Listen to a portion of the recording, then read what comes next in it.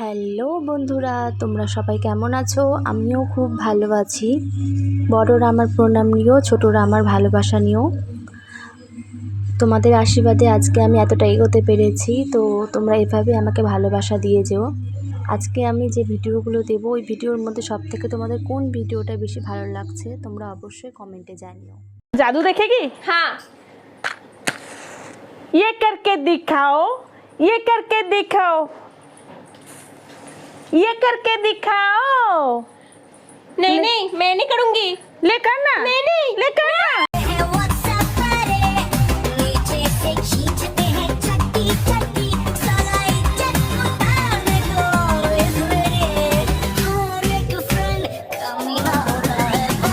আচ্ছা বলো তো তোমার বাবার নাম কি?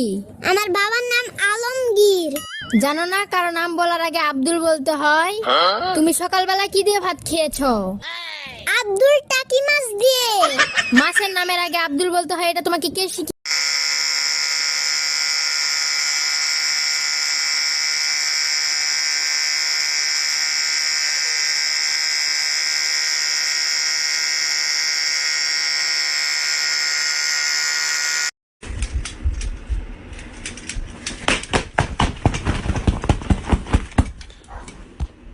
Oh. Oops. কি খাচ্ছিস? জল খাচ্ছি জল। ও মা, খা। ঠিক আছে, খেয়ে নে।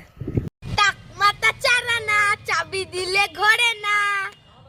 মা তুমি আমাকে টাক মাথা বলছো?